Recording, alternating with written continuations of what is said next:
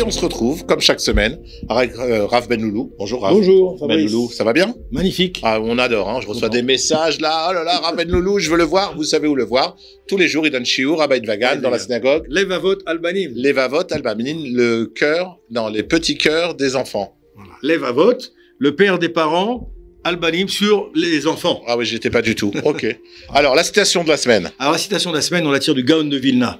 Notre grand maître, le Gaon de Vilna, nous dit, en vérité, il est plus difficile de rectifier une petite habitude, plutôt de rectifier un défaut, plutôt que d'étudier toute la Torah. À l'endroit, à l'envers, en diagonale. J'ai rien compris, et vous non plus. Alors, on vous écoutera. Alors, on explique. Le Gaon de Vilna nous explique en vérité que rectifier un défaut chez l'être humain, c'est ce qu'il y a de plus difficile à faire en vérité. Tellement nous sommes convaincus de nos vérités, tellement nous sommes comment dirais-je, enfermés un petit peu dans notre quotidien. Le Gaon de Vilna nous explique que arriver à réfléchir, s'arrêter, rectifier un défaut, ça demande beaucoup de travail et c'est plus dur que d'étudier la Torah.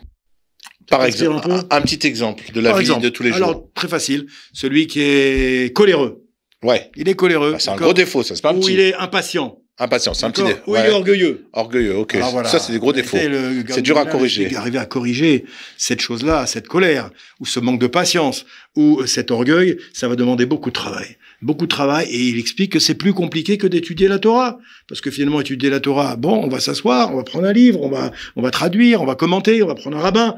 C'est très bien. Mais maintenant, prendre la décision de rectifier la colère, ça, c'est pas facile. Alors, ça veut dire aussi dans l'autre sens, étudier la Torah et étudier que cette chose est un défaut, c'est facile.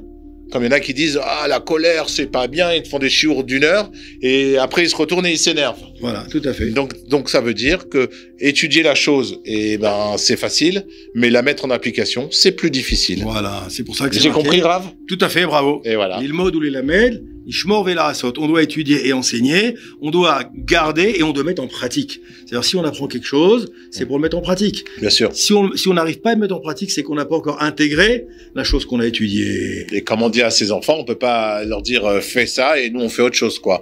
Il faut être cohérent avec notre vie. Bravo. Et voilà, c'est sur le mot cohérent qu'on va arrêter. C'est un mot à 3 syllabes et que on a appris grâce à Rav Benloulou. Merci Rav Benloulou. Bien sûr. À bientôt. Au revoir.